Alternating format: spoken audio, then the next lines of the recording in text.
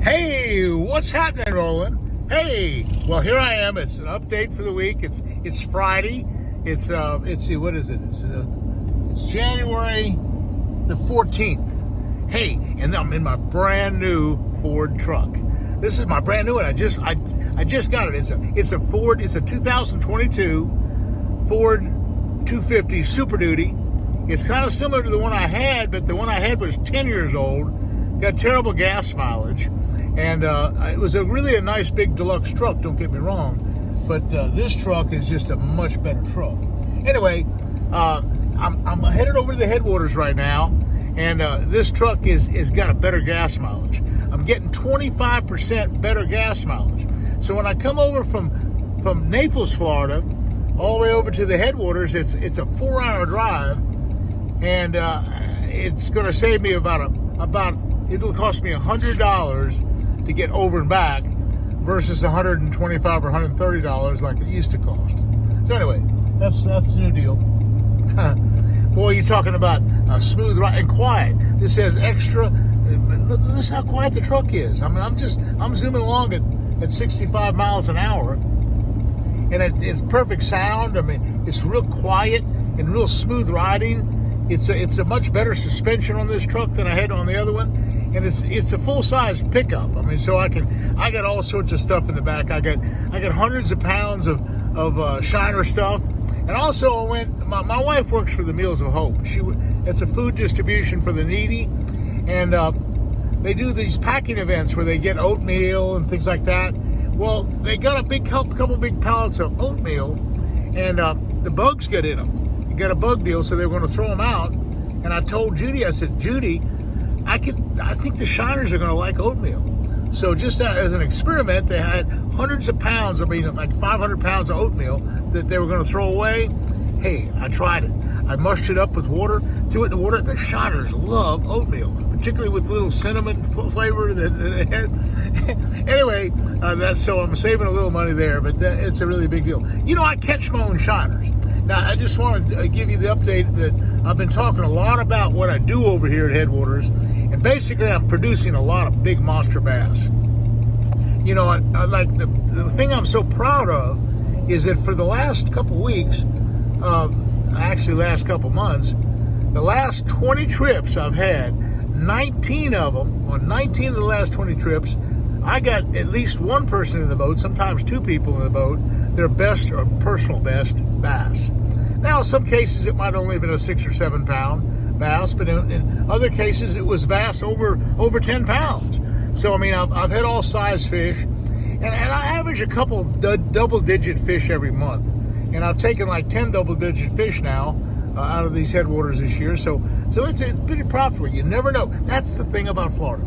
Let me just tell you, you can fish all over the country, and you can expect to catch pretty nice fish no matter where you go. Toledo Bend has fish, out there in the west on some of the California lakes. There's some big fish out there. But no place is the expectation any higher than, say, when I fish the Headwaters area. When I fish the Headwaters area, I've caught enough 10 to 12 pound bass here. Not a lot, but a few, where every cast that I make, I have that expectation I'm going to catch another one. Now, once you feel that expectation and anticipation like that, hey, you just are having fun. You're just really, really in the ball game. And that's kind of what we're doing here. I try to get people fired up. It's amazing how I can do that. I'm really I'm a positive person. I say, okay, we're going to catch big fish. And on the average, we often catch an 8-pound bass. Not every trip, but that's kind of my goal. Like each time I go out, I tell them, I said, listen, today we're going to catch an 8-pound bass. I promise. Well, I kind of promise. Of course, we don't catch an 8-pounder every day. But on the average, we catch an awful lot of 8-pounders, pretty much an average of an 8-pounder a day on the good weather. Now, here it is. There's a cold front coming. Let me tell you, I've dwelled upon this on several occasions. I just want to show you this little thing right here. This is a temperature gauge, and this is a digital temperature gauge that I have that I can aim it at the water, and right away I can find the warmest water. So what I'm looking for is the warmest water I can find. And so here it is. It's kind of cool. It's the temperature right now is 66 degrees outside. That's a little cool. I'm looking really for the 70-degree water. And so I'll take that thermometer this afternoon, and I'll look all around the areas where it's less wind blowing in. It's like a north wind. So if it's a north wind, the north shore ought to be the warmest versus the south shore, because the south shore, what happens with cold water and what happens with the wind is that if it's coming from the north, it's going to push a lot of cold water to the south. And so the warmest water is actually going to be on the north. And so I'm kind of looking at that as something to think about. Now, that's in a cold front situation. In a warm front situation, it's the other way around, and I'll tell you why.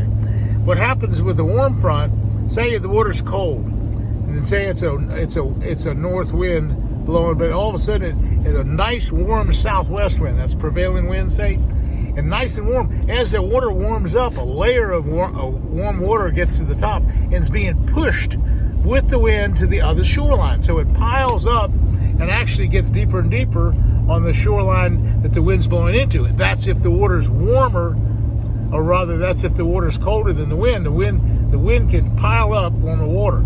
So anyway, that's kind of the thought process. On a cold front, I fish the direction the wind's coming from. On a warm front, I fish the opposite direction. It's a little complicated, but again, it's all a matter of water temperature. Taking that thermometer, finding the warmest places you can find, hey, you're ahead of the game. Now, you might not think this is a big deal, but right now, the outside air temperature is 66 degrees. I'm going to take that thermometer this afternoon, and I might be able to find some 68, even 70-degree water. The fish are going to be far more active at 70 than they are at 66. I'm going to catch more fish and bigger fish at 70 degrees than I would at 66 degrees. So I'm going to be looking for that warmer water. Okay, so that's one really big, giant deal. Now I'm going over some of the areas from the Stick Marsh now. I'm entering the St. Johns River Marsh, and this area to the right is an area just south of Route 60. I used to fish it years ago, but now they don't allow any fishing. My next lake that I'm coming up to in a second would be Garcia. And Garcia is just to the north of I-60, or Route 60, going across east and western Florida. And Garcia is a really good lake. It's had a lot of 10-pound bass in it, and there's a lot of good fishing. There's a lot of tournaments on it. Now, just to the north of Garcia is the Headwaters Lake. Now, the Headwaters Lake has a different regulation than any other lake. For example, the Headwaters Lake, you can't fish at night. That's just one of the rules. The second thing they just changed on the Headwater Lake is that you have to use a circle hook. And when you're shining fish, now you're going to use circle hooks. Well, I've been experimenting with circle hooks, and when they swallow the bait, swallow the hook, you still kind of gut hook them. But there is an advantage with circle hooks. It doesn't hook them as deep usually, and you do spare some fish. It's a catch and release lake. The third thing that's happening with Headwaters is that now they made it a catch and release lake. Up till January 1st, you could keep fish, just like the normal state limit. I very seldom saw people keep fish. It was very seldom that they ever keep a fish. So right now we have the deal working with catch and release, and I think it's really gonna pay off. It's gonna be a big deal. So I'm getting ready right now to turn. It's coming up on the turn at 512. Now Route 512 goes north on 60. And it goes right by Garcia and right into Fellsmere. And that's where I'm staying. Fellsmere is a little community that's just kind of nestled right in the middle of that St. Johns River Marsh deal. And I'm turning right now. I'm turning into the deal. Turning right here. Right there. Kind of right in here. And now we're on another road. We're going to be going right by Garcia in a second. So I'm only like 5 minutes away from where I stay. Where I stay is called the Fellsmere Outdoor Resort. And it's kind of, Fellsmere Outdoor Adventures is kind of the name of the whole thing, but it's a tackle shop. And this guy, Jackie Kelly, this girl, Pat and Jackie Kelly, guy and a girl, they run the Fellsmere Outdoor Adventures. Now we sell shiners there. We have all sorts of flipping equipment. We have every kind of swim bait in the world. We have all the plastics and Cincos that you'd ever want to throw. So, you know, believe it or not, even though I talk a lot about shiners, I end up fishing more artificials in the course of a year than I do anything else. I fish 2/3 of the time with artificial. It's just that right now, with the cold weather, you have to understand the artificial fishing is not as good as the shiner fishing. So I'm concentrating on what the best way of catching our double-digit fish is. And that's right now with the water temperatures like they are. It's the wintertime. Hey, this is January. Shiner is by far the most effective way to catch a really big monster bass. So that's kind of what I'm doing. I'm on my way. I got a brand new cast net that I just got from Calusa Net. I'll be throwing it. I got some ideas, of course, with ways to keep the shiner holes clean. See, what I do a little bit different. I catch my own bait. I don't charge for it. Now, shiners are $24 a dozen, you know that. And so I often provide 10, even 20 dozen shiners a day for my customers because we catch them. We take the time out. It takes an hour or so, and I'll chum up some spots, and they help me, and we put them in the box, and I put the chemicals and the oxygen tanks on them, and put the quinolidine in the water to tranquilize them, and I do all kind of things like that to kind of spice them up. And I have the liveliest, most best, freshest bait on the lake. And the reason why I'm extremely successful, I think it's because I have the most fish and the most, the most bait in this case. There's just tons and tons of bait. And that's what it takes. I actually chum with the bait. So here we're going by, we just went by the Garcia launch ramp. I'm almost to Fellsmere. This is another big thing to the right where they launch the airboats. They launch all sorts of airboats in there, and the frog gig, and there's some bass on the right.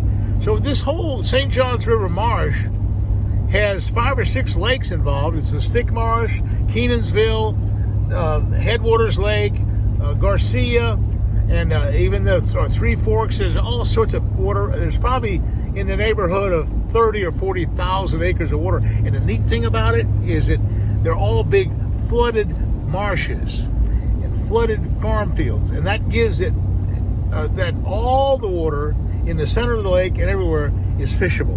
There's many, many ditches, many, many irrigation canals. There's many, many gravel pits.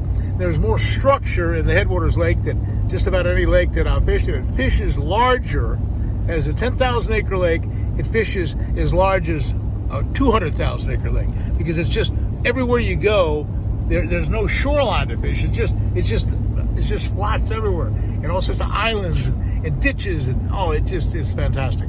Anyway, that's what I'm doing now. I'm getting ready to go fishing again, and I'll have guide trips for the next 6 or 7 days.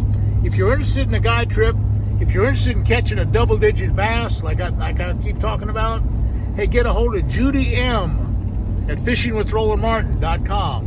Judy M at fishingwithrolandmartin. She does all my bookings, all my guide work. See, also I work for Bass Pro Shops, so I have to do their promotions and store openings, and I work for a Yamamoto, of course, like I wear a Yamamoto shirt. So there's a lot of other things I have to do besides just fish. I got to do my YouTube videos, and I do my filming, and so I'm a busy guy. So she keeps the schedule. So if you want to find out where I'm if I'm available, hey, get a hold of Judy at that email address. In the meantime, hey, good fishing to you. We're in the middle of a beautiful, beautiful winter. Lots of big, giant fish down here in Florida. Come on down and enjoy it. We'll see you again soon. And hey, thanks for watching.